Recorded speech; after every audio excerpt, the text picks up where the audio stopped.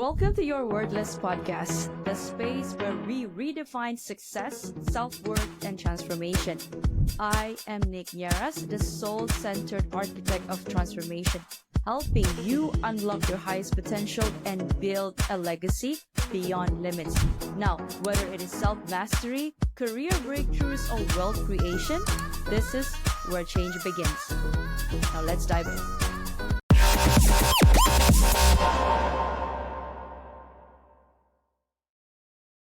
What was it like growing up as a Beatrice Gutknecht? Wow, there is so much in terms of backstories. Any particular bits that you'd Your like career or whatever that led you to doing whatever that you're doing right now? Oof. There's actually a lot of things. Like, I remember when I was a kid, before high school, I would dance around, have a lot of energy. Like, I used to love watching ads on TV and be like, yeah, I could totally create this, mash two completely different ideas together from I don't know, water and exercising or completely different things. Anything, right? Well, I'm going to put you on the spot in a bit, so okay, but I apologize. Yeah. But then as life happens, right? Society, schooling, all these things push that down. And I lost that. I was okay, I need to, what do I need to do for university? Trying to figure out all these things, just the whole kind of schooling pushed that down and it disappeared. And it wasn't until probably 6-7 years ago that started getting unlocked again when was in a real estate role. My boss back then, she was most amazing human being. She saw that little version of me, that actually had a voice, that had energy and had a little bit of pizzazz to her. Started I don't know how the hell she did it, but she started pulling it out. And then over the next few years, it was really rediscovering that voice. I even asked my friend, I was like, look, do you think I have a voice? Do I even have one? And they're like, do you have a voice? Do I have and I was like, really? That was So they were rather in shock that you actually don't know that you have a voice, or are they in the opposite way? I don't want to say condescending, or it's are you sure, Beatrice, you have a voice? So what was their take? Or is it we've been telling you to please pursue whatever it is that you wanted? So is it that or the former? No. They were like, you have a voice, you do. You just kind of need to lean into it more. Because when I'm super comfortable around friends, it comes out. Right. Yes. But then being in I don't know, new friend groups or that sort of thing, it'll go back to that reserved, checking how everybody else in the group is reacting and what they're saying and acting like that. Right. Especially in adjusting Southeast our Asia. temperature to match theirs. Always. That was the thing. And that has its advantages, especially, when you're having conversations with people, you can easily mirror their body language, etc. And it builds that relation. That's great. But having and understanding that you have your own voice was a big part of that. And that further doubled down after my mom passed away and after my dad passed away, that look, you only get one shot at this life thing. If there is even a smallest part of me that wants to do something, I should do it rather than listening to people who are just play it safe. You just get secure money first and then you can do whatever you want afterwards. And I know me. Oh, I Like, don't whatever. like that word. Ooh, that was an ear prick up moment for me. Like, I remember flashback. My dad used to tell me that. Yeah, that was like that was an ex I had for 10 years, and it was always like that. I had quite a lot of people in my life at that time who were supporting in that sort of narrative, understanding that, like, hey, look, even if, or making that decision rather, if there's like even the smallest part of me that wants to do something, I want to fucking do it. Like, be it starting the business, learning to dance salsa, like starting video podcast. Kizomba, do you dance that too? Bachata? Yes, exactly. And all of these things were just like, there was the smallest part of me that wanted to do it. Yeah, I'm hella like uncomfortable doing these things, starting these things. Like, a lot of people don't believe that my first video was when I started the business, like after I started the business. So it What do you wasn't mean that video? long Like ago. so in front of the video? Yeah, like Really? the video content that you see on like Instagram, whatever, all these things. Uh-huh. It looks like I've been doing it forever, but it was just like getting started and then believing that like nobody cares. Yeah. This sounds Actually, really bad, that's true. but Yeah. Nobody cares. Oh my gosh. you know, we're scrolling, and can you really remember what the post was 5 posts ago? I can. Yes. Yes. So what does it even matter? If we fuck up, we fuck up. Like, Yeah. And try again, pivot. and it makes for good bloopers, which people love. They do better than regular posts. That's true. Yeah. Okay, Beatrice, I'm going to pick your brains on that. But first, I want to peel back the layers about your work, your journey. So you first entered the real estate market industry, right? And then that's where you had like a mentor, which is your boss. Would you say that? Hi, I'm Nick Nieras, your host of the Your Worthless podcast. Now, if these real raw stories hit home, don't wait. Please follow, like, and subscribe my Spotify and YouTube. For bite-sized inspirational reels, follow me on Instagram, TikTok, and LinkedIn. Don't wait. Your transformation starts today. Thank you, and bye for now. So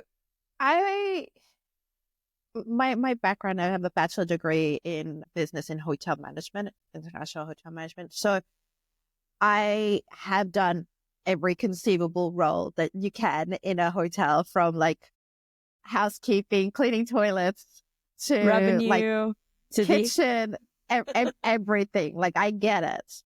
Right. So that started off like a little bit like the conversational side, being like, okay to talk with people, understanding, and that curiosity about human nature, psychology.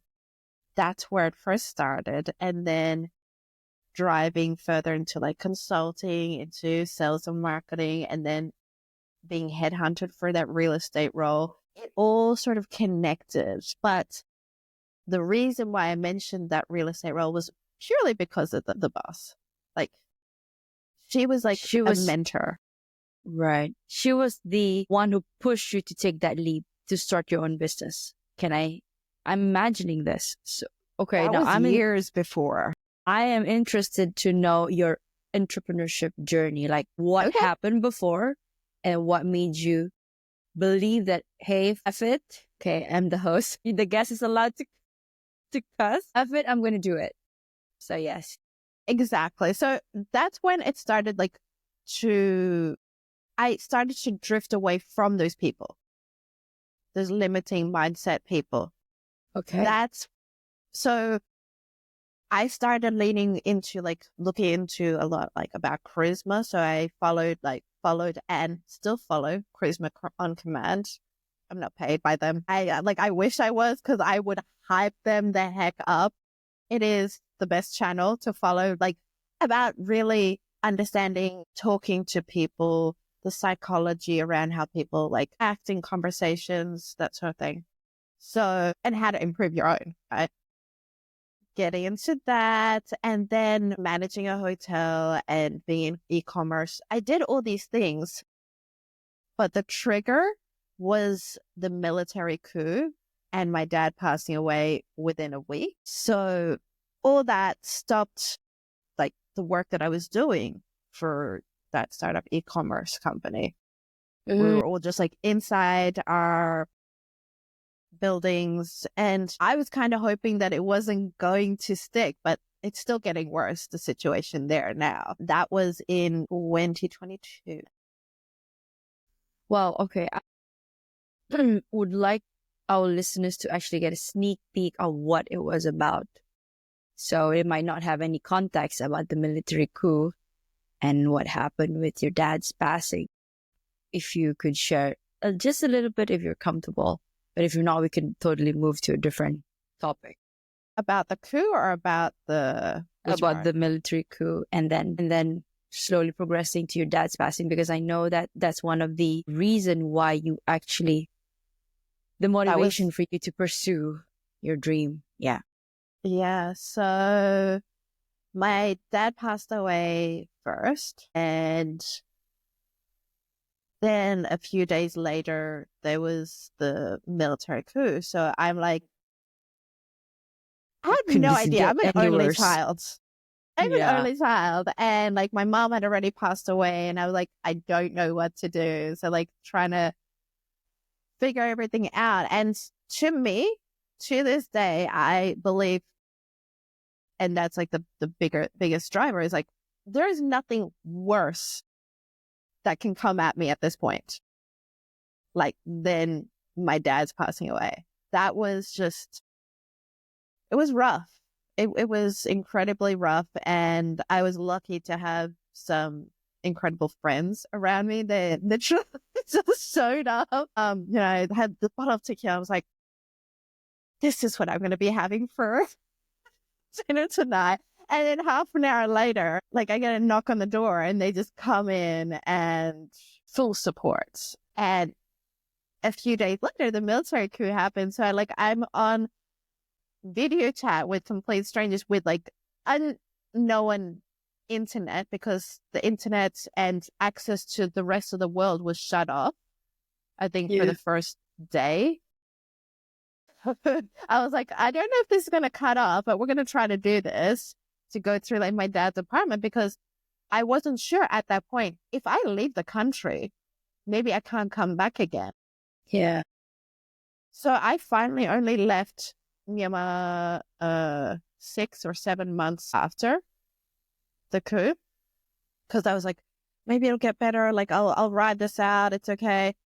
And it wasn't. And it kept on getting closer to me. Like I had an acquaintance who owned like a media outlet, and they got put into a cell next to their partner and tortured so they could hear each other scream. And it's just like, and another good friend of mine, she was like staying alone in an apartment, and 4 a.m. her apartment got raided. She's like staying there alone, like they knocked down her door and everything. And it's just like, this is getting too close for comfort. Like people that I care about are being affected. And the opportunities, like since the coup, I hadn't been working. Like we were all just work from home, because there's gunfire, there's all these things. It's not safe for the team to be going to the office. So we're all just, waiting out.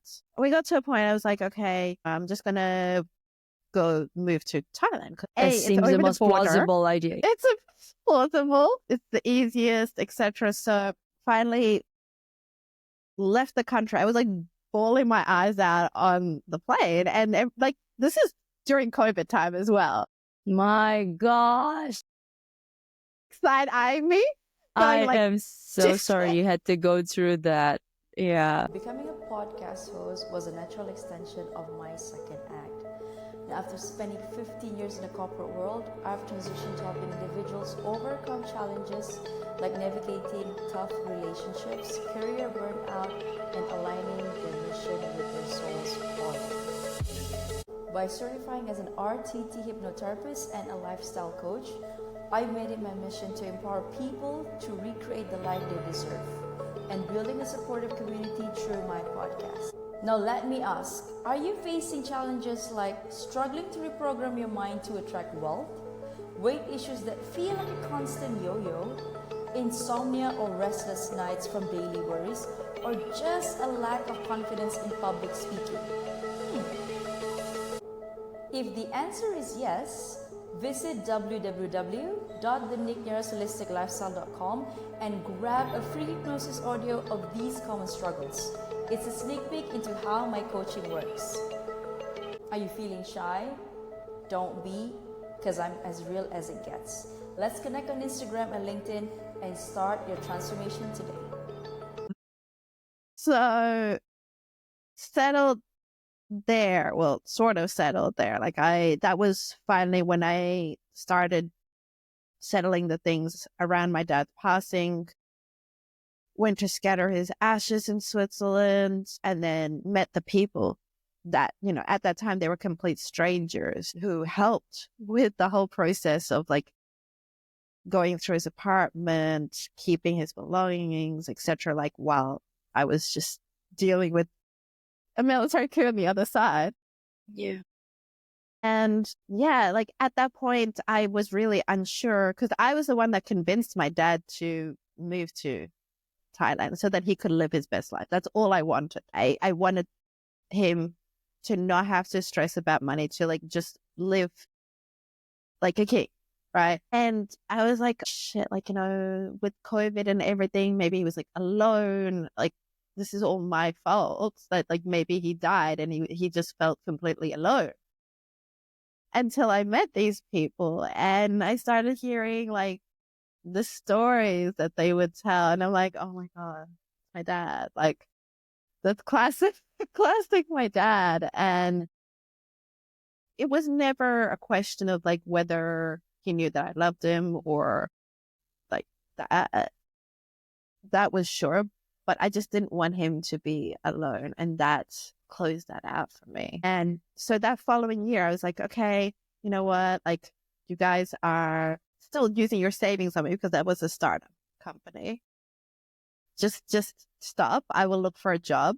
Spent almost a year job hunting because at that time, another thing that came into play was in the US, there was a lot of high level let goes, and those high levels were also going for director level roles, the roles that I was going. Yeah. Yes. And then got to a point, this was close to a year. I was like, you know what? This is it. We're going to do this. And that was the decision. I was like, even if I get employed, the chances of that employer actually listening fully and implementing what I could give to them. Yes. It's unlikely. So I was like, you know what? I'm going to start this business. I'm going to do this myself. And whatever happens. I've had people at that time going, are you sure about this? You've been job hunting for a year. You've been using your savings, all this thing. Dude. Sorry. I stuck to my guns. I was like, no, I'm going to do this because I Our know. story is kind of similar. Yeah. I'm going to let you finish because I'm going to, share a little bit about how I'm resonating with your story. So I stuck to it, and it sucked. It still has it's business has its ups and downs. Yes. There's going to be the ups and For downs, sure. but I knew that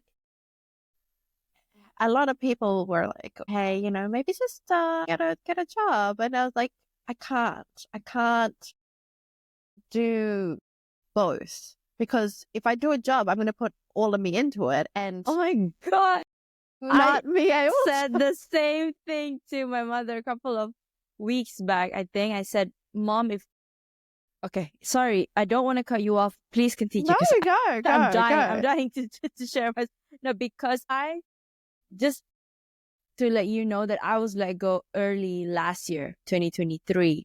Now, prior to that, there were these telltale signs from the universe, God, higher power, whatever you believe in, that's saying to me, hey, Nick, you've acquired the knowledge from your, at the time was 13 years of career. So you've had experiences in different industries and different roles. So, and one thing that was difficult to me was that I went into consulting for a short bit, and then I went into a commercial. So I've always been in consulting firms. So when I went to commercial, now I've had the chance to actually be on the receiving end, somebody who's actually receiving the advice from the consultant. So being a consultant, once you're done, you do your strategy, you do your planning, implementation, yada, yada, yada. You give it back to the client. That's it. You get paid, right? But then you don't, I mean, I knew then, but then now that I was on the commercial side, it's so hard to get them to change, and it's so hard for them to implement the changes or the strategies that you told them to, to change in the first place. You hired me for this, right? So me with the consulting cap, I put it on, and then off I went to present. Let's say there was a project with my boss, and then I presented this. I think we should revamp this side. The first thing they gave me was this eye squinting and this judgment in the face, saying, I don't think she knows what she's talking about. But that was equivalent to, no, Nick, I don't think that's the right way.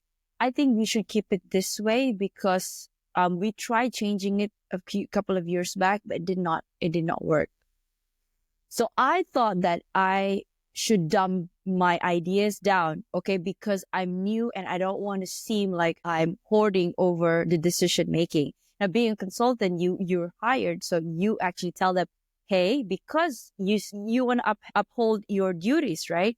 You're being paid, so you want to give value. So that backfired. Instead, I don't want to say outcast, but I was given a different role totally that has nothing to do with the operations, because what I was trying to revamp, I was trying to improve the efficiency, was the operations. So they gave me a people and culture role. And because I'm very good in connecting with people, I'm very good at that, the soft skills. So they gave me that. And I was like, F this. So 2 years into the role, I looked up, I was scrolling and I saw Mind Valley, and I came across Marissa Peer, hypnotherapy. So I got divorced in 2019. So that was also going into COVID. And at the time I was with a job previously, one job before the current one that I was let go of. So that one I think that was the ultimatum that I wanted to leave corporate for real. But I said to myself, okay, you know what? Don't give up, Nick. This is not you. Maybe you're on the wrong side of the train, the track, right? So I tried going on to the other side, the commercial. And I knew then when I joined the company and I had that pushback from my management, and I said, you know what? I have to strategize before leaving completely. So that's what I did. And I started my podcast because I had this narrative in my head that I was worthless. Number one was because of my divorce. Okay, I hadn't fully processed the whole thing. So I just jumped into, focusing all my effort and energy on working. That also backfired because of COVID. So fast forward, let go last year. And that's when it's like the university say, okay, I'm kicking your butt. You don't want to move, right? So I'm moving it for you. So I finished off my certification. And here I am. Yeah. Yeah, 8 months in.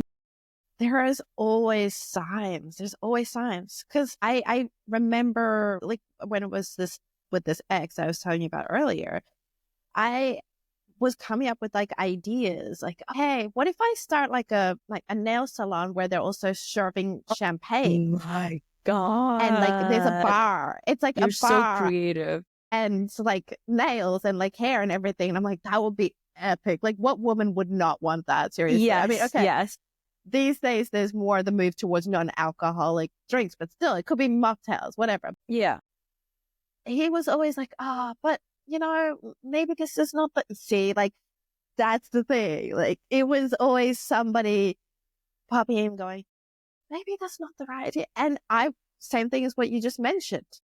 I'd be like, yeah, maybe it's true. Maybe, like, it's not the right idea. Like, or maybe it's not, like, I'm not good enough yet. Like, because I was just always at that time, like in that space where I have no value. Like he would always question why I'd be so determined for whatever role that I went for, like the GM role, I always focus on like pushing up, like Leveling what up. is the next Yeah. leveling up. Yes, Yes. always. And like, it'd be hard. I'd be like applying for a while and I'd struggle. Like I'd feel like crap. And he'd always be like, oh, why are you doing this to yourself? Just settle for a finance job. They get paid well. And I'm like, I'm meant for more. in my like self, I was just like, I would not be happy. And that's not what I want. And Because he's it's like but there's this fire just trying to burst out from you, and like, damn it, I only have one shot at this. And if I don't do it now, when else? I'm gonna regret. Do you know, Beatrice, that is a very good point. And I think I want to connect. I had a guest just I think 3 days ago, and she's a medium. So she receives downloads, right?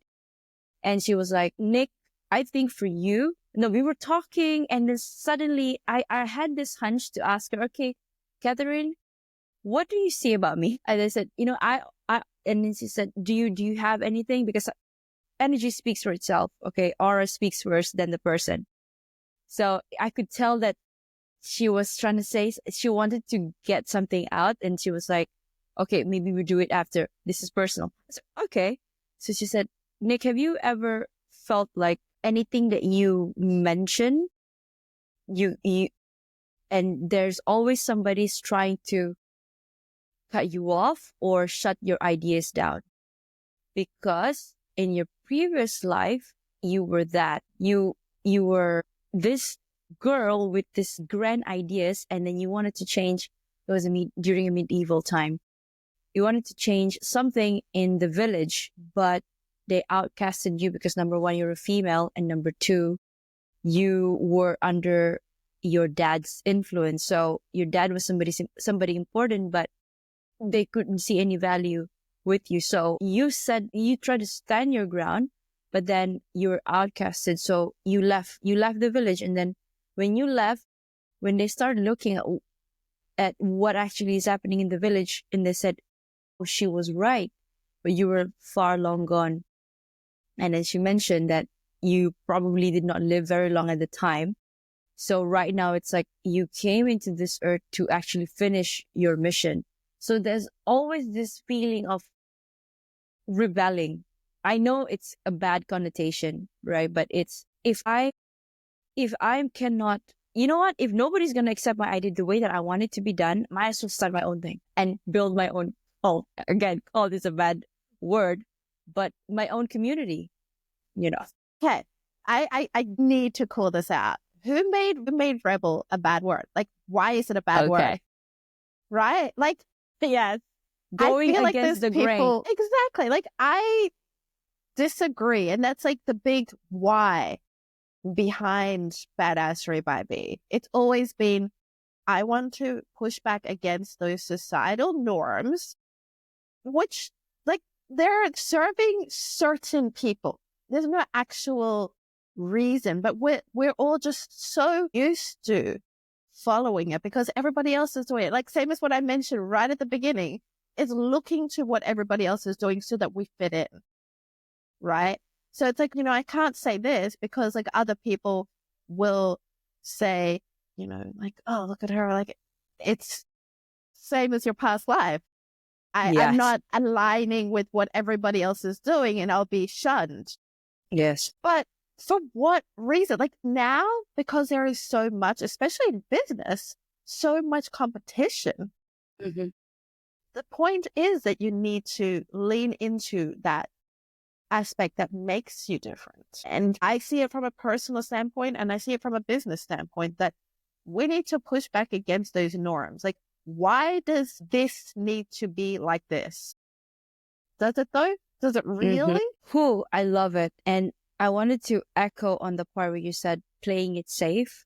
Playing it safe means that everybody does not. So usually people that's playing it safe has something that they don't want to face because they're comfortable with just settling. Okay.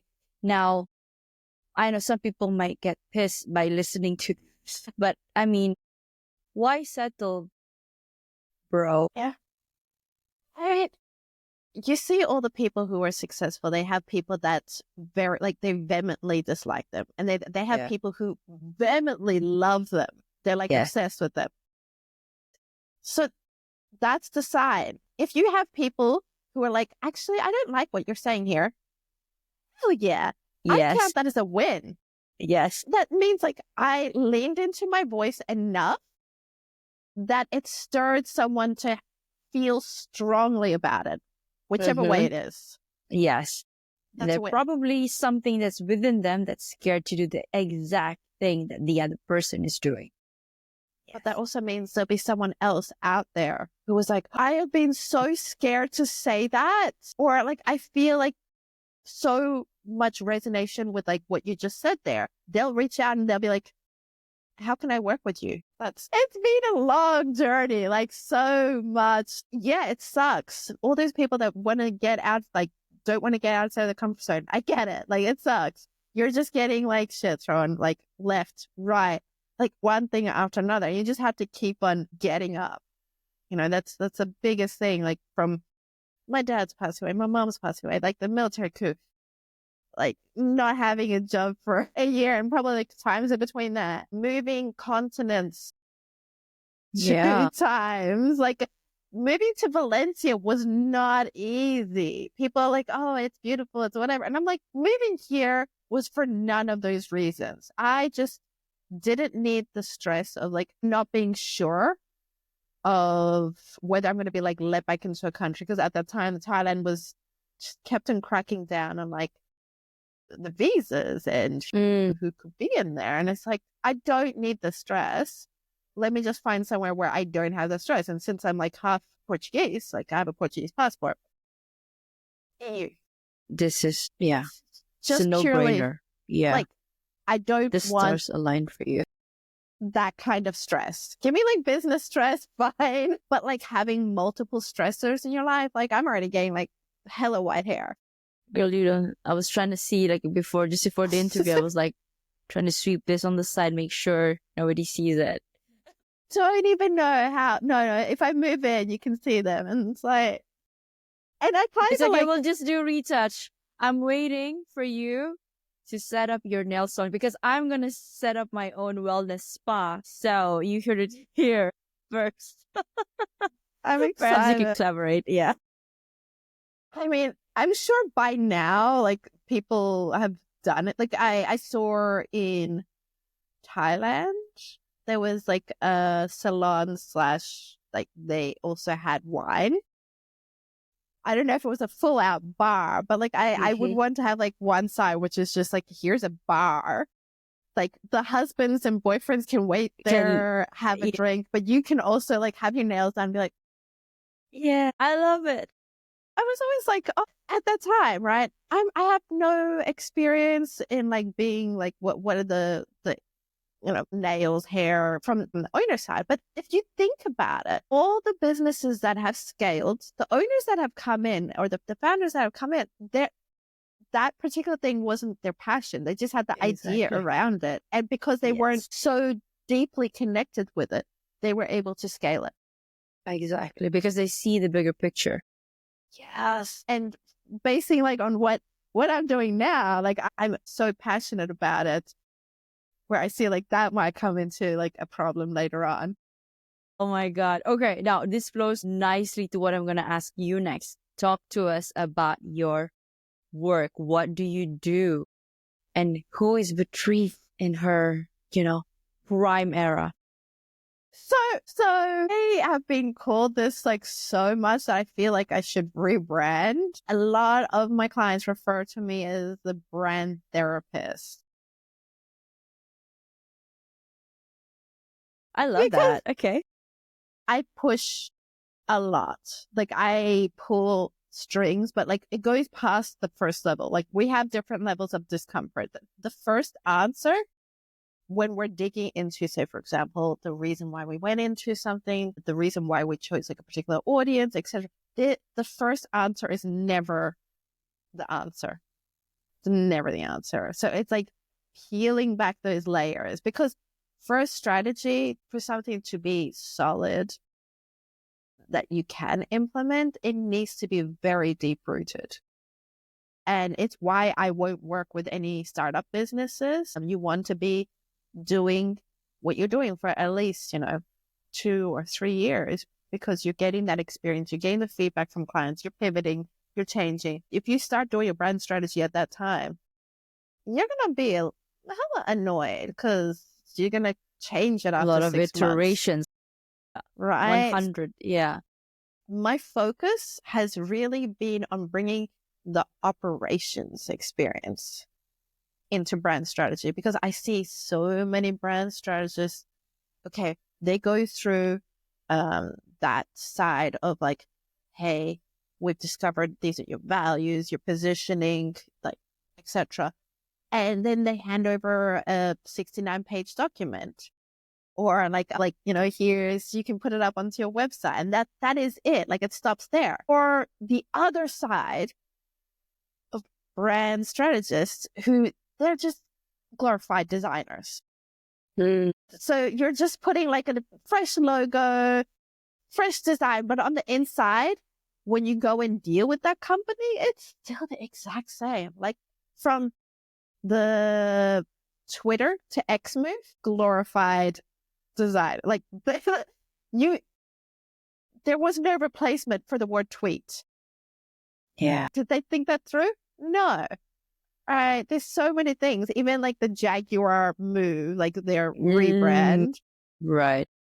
They lost the essence of what You their think so? brand is. You think so? Yeah. Okay, please tell me about Jaguar. That's a great analogy. That's a great case study.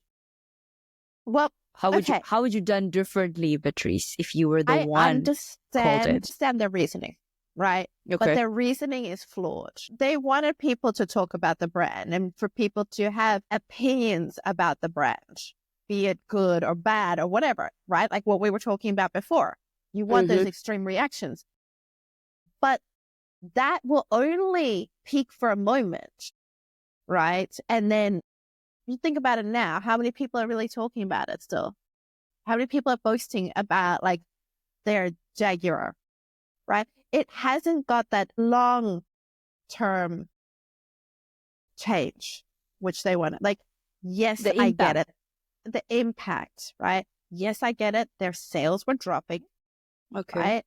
They were struggling because they're perceived as like maybe older, out of date, etc. But there's ways that you can change that, like working with current Gen Z, millennial, like influencers, changing in smaller pivots, not like a complete like, hey, we're pink and fluffy.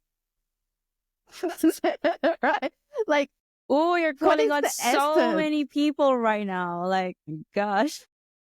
What is I the love it. essence? Their like history of the company is what gave it and what could give it the strength. Whereas a lot of companies, they're maybe starting now, they don't have that leverage. But essentially, Jaguar has just put themselves into a brand new company status because they've lost all of their heritage overnight. All of that, like, old school, like, gentleman vibes to it. Very regal, very classy. There's still an audience for that. I guarantee it. Yes. We still want to look classy. Yeah. We just suddenly become pink and fluffy. No, we did not. Like, they lost that by doing that rebrand. And just for a quick, like, overnight sensation and then the one-hit wonder song. To me, I feel like they damaged their brand rather than making pivot. And then they're like refreshing what is currently there, right? To be relevant again. Yeah. Okay, what are our existing values? What do we stand for? What do we represent? What does that look like in current society? That is what I'd focus on, not some like colors and designs and like fluff. I don't care that like the car wasn't in the video or whatever. Like that's not the point. The point is the values and what you represent as a Wow. company. Okay, now I can see this be applied to everything that Yeah. we do. Our podcast, our business, our work, how we show up at work, how we show up. Okay, maybe not at home because this is where we show up as ourselves. But One would hope. we have, One yeah, would hope. yeah. So yes, you were saying. I was going to say, like, I think I know a lot of people, and especially certain parts of the world where even at home, you're Has not some- really showing up as like, don't forget, I lived in like Southeast Asia for 12 years. So like, I get it. Like the household that I lived for 10 years, like it was similar, but it wasn't the parents. It was the partner that was like that. Like the parents were more like me. And I was like, I love you guys. She's pretty much my adopted mom at this point. Like I still talk to her So did you pick up some of the languages? a bit, but you don't use it. Like Mm. Burmese, it was crazy. COVID happened and I was like, hey, this would be the perfect time for me to do lessons. Yeah. Freaking a few months later, this military coup happened. I'm like, did I just start learning Burmese like on writing and reading and like talking level just to have to like leave the country? Yes. Yes, I did. Shit. Well, at least you can say very, very, very little knowledge of Burmese in, your profile or wherever. I But- mean, I'd be able to pick up if somebody is like talking in Burmese or like Thai. Like I'd be able to know, but probably understanding is it's disappearing very quickly. Let's just say that. But to loop back in terms of what you were saying, like the focus for me has always been like, I want to make sure that whatever we do, that strategy, it can be put into the business, in the operations, every part of the business operations, not only your marketing. We're talking about your sales, your operations, your customer service, making sure that it's one consistent vibe. So like similar to what I suggested for JR. I love it. So, okay, in one more case study, what is Mercedes? Okay, no, I don't know if it's Mercedes because it's talking about cars, but Mhm. can you give one successful pivot that one major company has done? It was risky, but they did it very, very successfully. My brain is blanking on this. Like I do know, I like how Dollar Shave Club. What is that? So it's a shaving cheap. You Razor. can get like a subscription of quality Okay. razors, right? They have that? They have that in the subscription-based. US. Subscription My based. God. Which, I mean, I get it if it's like, it's quality, right? So you've got good quality, consistent blade that, you're using. And so when they first came out, they were like heavily leaning into like the humor, being like super relatable. And that's where they started like their hype. But then they got relaxed, and this is the danger zone because they were just sticking to that one thing rather than seeing different angles to it and keep on rolling and growing on that. So they kind of disappeared into the background and more competitors came in. And so recently I saw that they're like shaking off that dust, put out a fresh ad leaning into the club side of the name, Dollar Shave Club. So I don't know if you've seen The Kingsman, the movie. Yes. Yes. Okay, it gives me the Kingsman's vibe. So you've got that exclusive club, but you're kind of poking fun at the club. It's I love their version of that because, there are those exclusive, $100 razors, that sort of thing. But it doesn't need to be expensive. Like we can give you something high quality while it being cheap, but without them saying it. They were just poking fun at like Say the it. club life. Tell me you're a very high quality Kingsman level, like what do you call that, shaver, without telling me you're that. Exactly. this Like is it.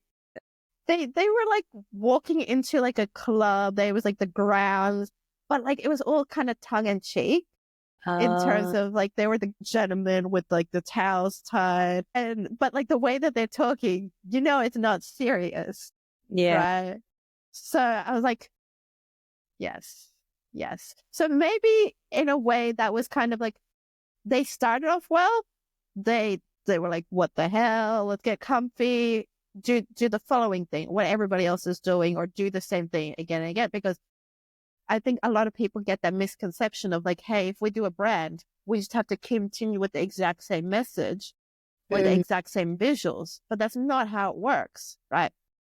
Once you have that strategy, it's like, what are different angles which we can take? And that's where marketing comes in play.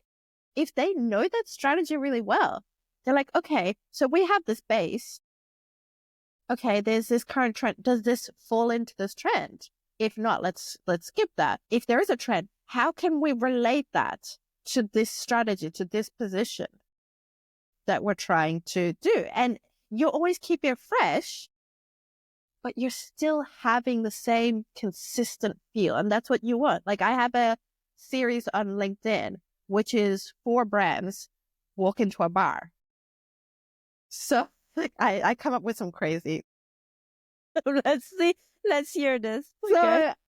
it's 4 actual brands. So like say, for example, like LinkedIn, Instagram, TikTok, YouTube as humans, and what they would do should they walk into a bar, and I exaggerate into the things that could happen, right? Like it's My like an God. actual I can already situation. One person imagine hooks this. up with another. Yeah.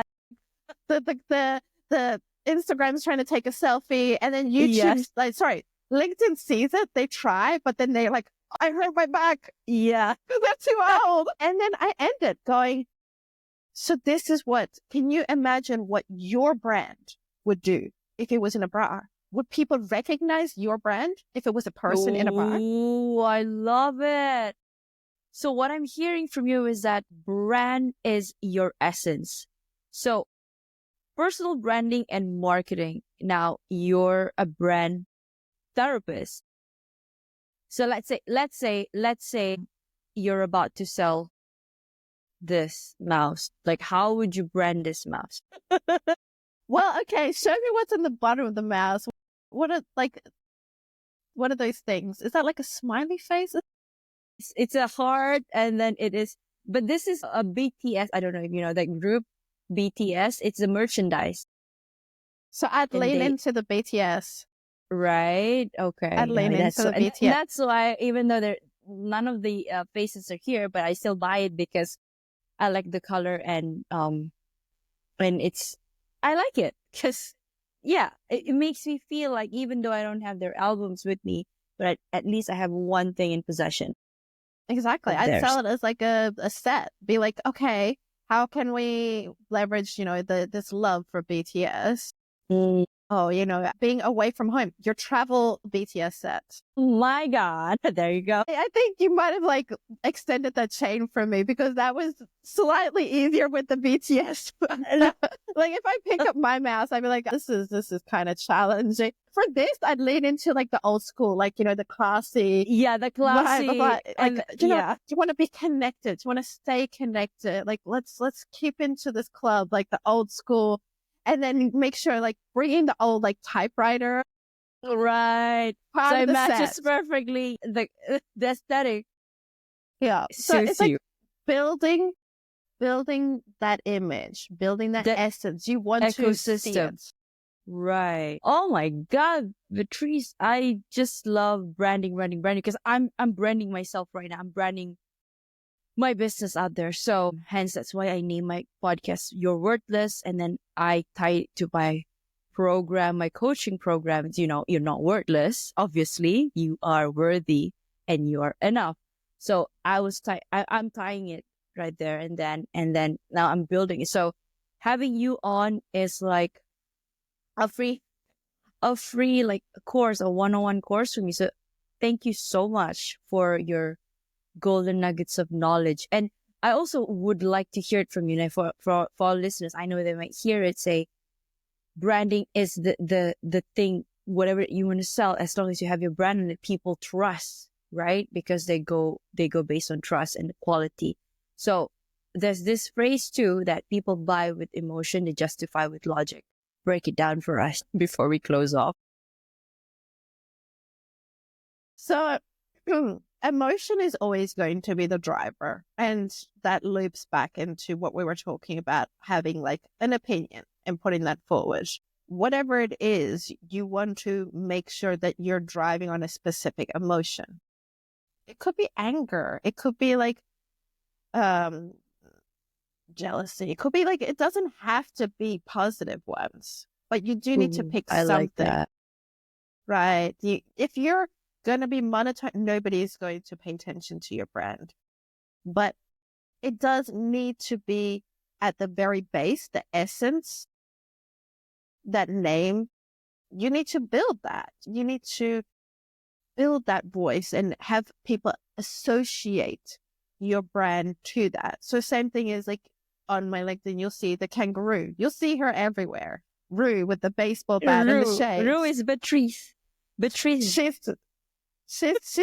like the badass, like she will go and smash things up who are messing up their brands or not taking it seriously. That's one element, including like the hex, son of an Arabian goat, like these parts of the brand that come together consistently enough. Wherever, like you see me on a podcast, you see me in LinkedIn, you see me in the DMs, wherever, it's the exact same thing, the exact same vibe.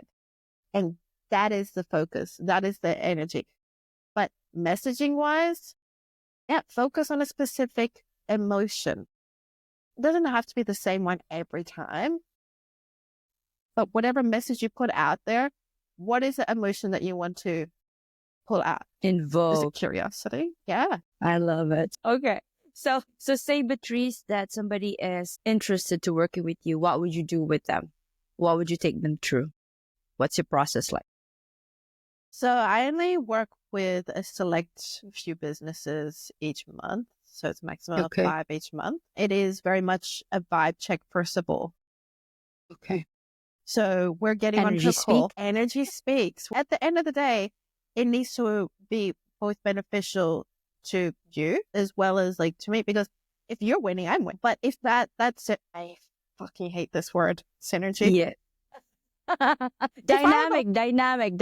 Okay, we can. If I have a list of like hate words, synergy is on the top. If there's a connection request, we're like, let's develop our synergies. I'm like, ignore. I don't care who it is. Ignore. You use this word. If there's that ick.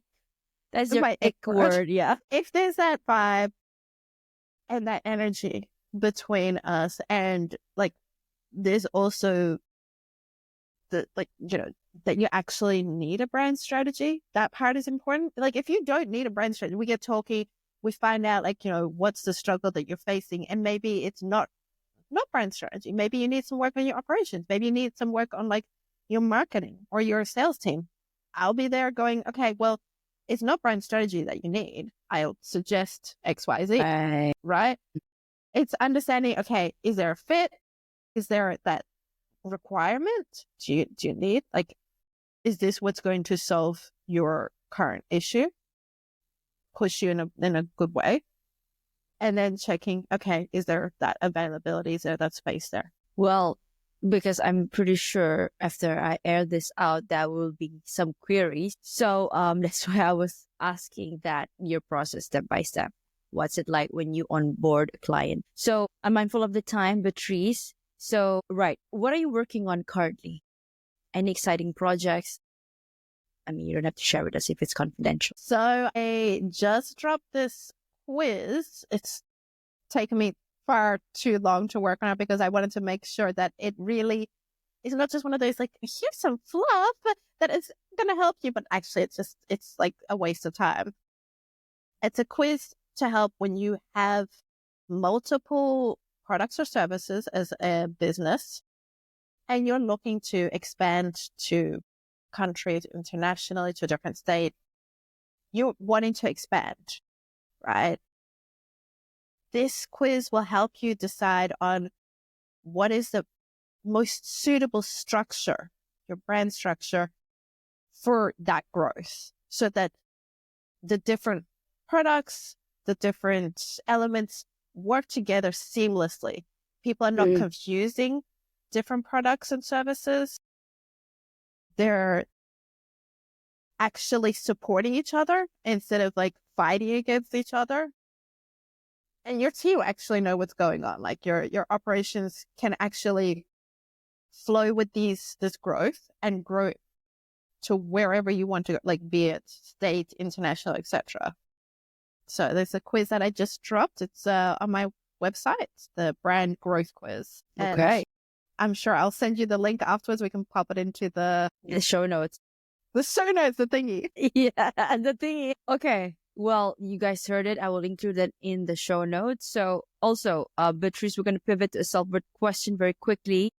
So yes, because my podcast talks a lot about that, about diving in, looking within, facing your inner shadows and doing the work. So now, how do you believe in mindfulness practices? And so the question here, how can mindfulness practices and self-awareness practices contribute to self-discovery and a healthier self-concept?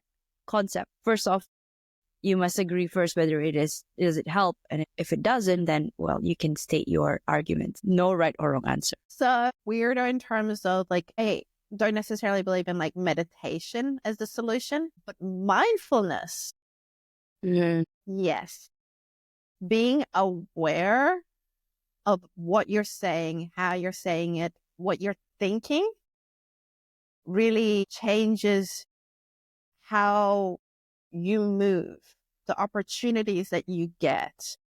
Because if you're aware of what you're saying and how you're saying, you can then know any negative things that you're feeding yourself. And those just help with that negative spiral. If you're in a negative spiral, and as a woman, like we have our ups and downs in a month, and those downs, they will come. It is That just will being ravage the living daylight. Exactly. Sometimes you're like, I am so bleep because I'm not going to put it there. I'm not going to put that into my mindset. But there will be that point in the month. But if the rest of the month you're just like, no, I'm freaking fantastic. Like I've got this, and you've got those people around you to support that. So being aware of like who's around you, does that energy, being aware of like the energy of the people around you lift you up or exhaust you? Do you feel exhausted after meeting with that certain friend? Being aware of those things, that is what I feel like has been the biggest driver for growth. I love it. I think the key here is being aware and catch yourself when you're feeling or thinking that negative thoughts, or you're starting to spiral into that negative, loop or rabbit hole by saying, let's say I was just recording this short reel yesterday that so say you have a to-do list of 10 items, and that I think 99%, I don't know what the statistics are, but 99% of people don't finish their to-do list. They only probably manage to cross at least 1 to 3 or 5 even. That 5 is even, pushing it, stretching it. But for me, it's like, I don't believe in freaking to-do lists. So I cross them all out, and then I move the top 2 priorities and just focus on that. If, say, by the end of the day, I have more time to finish the rest, then okay, I'll take 1. So it keeps me in check, keeps my emotion in balance, and I feel good because I completed all the things that I said I was going to complete today. So, and that aids in my self-confidence, and I feel good, and I'm more motivated to start again tomorrow. So yeah. I mean, I have three things on my list every day. Like I might have more overall, but it's 3 every day. And another thing is like, questioning. I feel like questioning ourselves, like, okay, why am I feeling like this? That is such a big thing, because sometimes you're like angry, and I'm like, with the fact that I'm angry. Yeah. Sometimes like that'll affect relationships, right? Yes. Like that first reaction, I'm angry because he didn't put down the toilet seat, or he didn't clean whatever. Like, a typical example.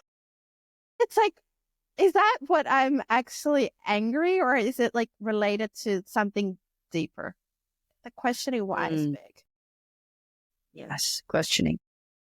I love that. You added a very, very good point. Question, question, question. Why is this number? Why, let's say you're trying to drill down as to why you think these are important. And then you suddenly, while doing the thing, you might find that, hey, I think item number 4, which I left, is more important than this one. So rearrange, reprioritize, and then work towards completing that. So yeah, you're allowed to reprioritize, to have a bigger picture, step out and see the bigger picture, and then zoom in again and do your work. So just a quick tip to those listenings out there. So Beatrice, okay, what is your heart's greatest wish? Damn, that was an uppercut right there. I was like, what? And people coming to me and say, Nick, wow, you don't really give us any indication that this is coming. Heart's greatest wish for people or for myself? Both. For people, learning about those social norms that like you've just been doing all the time and being like, wait, why am I doing this? And then following true to what you actually stand for, be it as a person. Like, I want more people to just push back on what should be. You know, we got this whole thing about like, oh, you know, you have to go to university, then you have to get married, have 2.5 kids, house, white picket fence. I don't know. Like, or, oh, you know, you need to have a secure income before doing anything. I'm not promoting business here. It is rough as fuck, but like, if that's what you want to do, then do it. It is rough as fuck out there, guys, but then it is so worth it. For me, it's happiness. That's all I want. Love that. Okay, now the last question. If you could create a quote right now for you to leave to the audience listening and the world as your legacy, what would it be? Again, another what type of... You did like an uppercut, and this is like a right hook. Like, I'm knocked out. Slap, slap. You got this. You got this. God, wow. Whatever it is, just ask why. Whatever situation, be it for your business, personal. I think so many things in my day-to-day life, in business, in like consulting, a lot of my questions are like, but why do you feel like that? Or, but why did you put this in place like that? Why is everybody else in the industry doing that? What is the purpose that serves? Like, why do I feel angry? Why did I set this apartment? Like, why did I make this choice? Ask why. Wow. That was the mic drop moment. No, I love it because that's what I do as well with my clients. I mean, you say that you're feeling this way, you're not sleeping, but why are you not sleeping? Because, you know, I was working on this project. Oh, is that project? Why do you think that project is important enough? Yeah. What does it do if you complete it? What will happen if you don't complete it? And then suddenly, after 2 hours later, it's not even because of him not sleeping. It's because of something else. So you see, if my camera is doing its thing. Even on a global level, right? I think the question why are we doing this? Why do we need to do this? Like, if we put this into politics, so why does this make sense to do this? It could solve and avoid wars, avoid conflict. Exactly.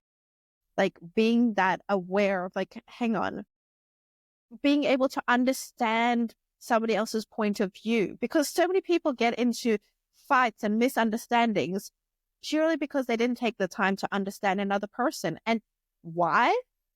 Solves that. Yeah. I mean, to put it simply, just be curious. However you want to pick in that curiosity, just ask why. Number one way of it is asking why. Why? Why are you angry about this? Like, I just want to understand what you're feeling. Mm-hmm. And a lot of people, they're going to be they're start in that conflict mode. But then as soon as you start trying to understand where they're coming from, it diffuses. Yes. So Yeah, you are. You should consider getting certified as a therapist. hey, apparently Maybe. I need to rebrand. Oh, wow. And that's what you do. Shoot. Oh my God, Patrice, if you can rebrand to a brand, yeah. Oh my God, I'm rooting for you. Like, we're connected. So I'm going to look at your development over on LinkedIn and This is going to personally. change from like differentiate and dominate with badassery to brand therapy. Wait, I can't see though. Wait, let me see. My face is in the way. So this is going to change Differentiate. Yeah. next week. I'm going to go, Oh, really? why? Brand therapy with Beatrice. Yeah. Oh my God. You heard it, guys. Ask what? Brand therapies with Beatrice. An idea has just dropped, guys. On the podcast. There you have it. Yeah, on a podcast. Yeah. And she's writing it And down this right is now. why you have conversations. I am. Exactly. Wow. Okay. Now, how can people reach out to you, Beatrice? They want to see you moving into a different direction here. Ask why now. And then when you're going to open that nail salon, how can people reach out to you? If you want good nails while getting wasted, no, I'm kidding. We're just going to have classy drinks. Okay. Classy drinks. Classy drinks. Only classy drinks. Yeah. Classy. It's going to be mimosas and nails.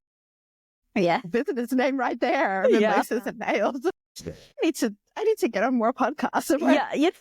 This is the cue. You better write that down, Beatrice. Mimosas and nails. Yeah. Okay. This is Yeah. How can people reach out to you? Connect with me on LinkedIn. This is my home, my baby, on Beatrice Gutknecht. The link will be in the podcast show notes in case you can't spell that. Podcast, The Art of Branding. Some weirdo decided to start up something with the exact same name without checking that it's actually being used. It's the one with the kangaroo at the baseball bat. Easy one. That's here. Okay. And follow weekly newsletter dropping each Friday with in-depth tips on how you can stand out, how you can implement into your company.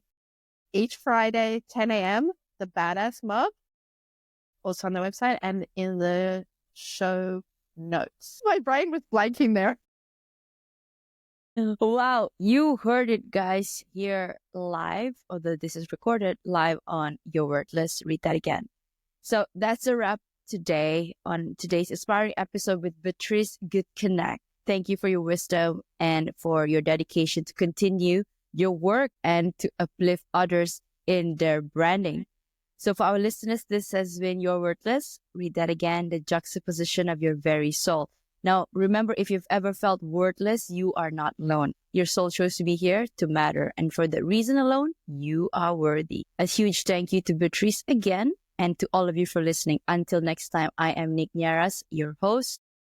Keep shining, keep growing, and always remember you are worthy and you are enough. See you in the next episode. Thank you, Beatrice. Thank you.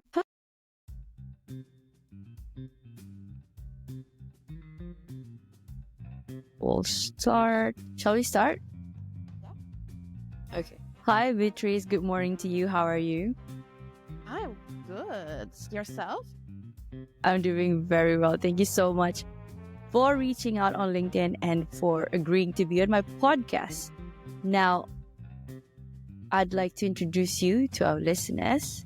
And before that, I'd like to introduce myself and to all of our listeners that's listening, that may be listening for the first time. My name is Nicolette.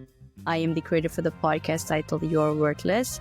Read that again, the juxtaposition of your very soul. Now, without further ado, let me introduce you to our listeners and then we can get right into our topic today. I think we're going to cover a few main areas. But first, who is Beatrice Gutknecht? Oh my God. Which one that? Looks tougher than it is. Oh my gosh. Mastery is defined as the behavior, characteristics, or actions regarded as formidably impressive, and that's what Beatrice brings to the table and how she sees businesses deserve to be seen. Now she's about taking your seemingly boring business and shaking up how it's seen inside out through practical actions to stand the heck out. Okay, I want to know more. Not the 69-page documents, pretty designs, or templates. Beatrice is an Aussie expat who's been living the life in Spain right now, spanning from Myanmar and Thailand. Now, she's spent over a decade in operations, marketing, and brand roles, making her approach business applications forward, all while enjoying the process. Now, Beatrice, welcome to the show. Thank you for having me. It's badass. I love it. It's badass. It's badass. Okay. It's badass. Now, before you just, badass is equivalent to patisserie, patisserie. I remember asking you just before, after we got connected. So, but before we dive into that, can you please share with us your backstory? Love this episode? Now, transformation doesn't end here. Head on to @holistic.lifestyle_with_Nick. That is on my Instagram. Or head on to my website, www.denigneraswholisticlifestyle.com for more info on my coaching framework, which is the Worthy, Authentic, and Abundant Framework, digital guides, and my upcoming events such as retreats and master classes and workshops. Now, I also do intuitive readings where we get to check on your soul path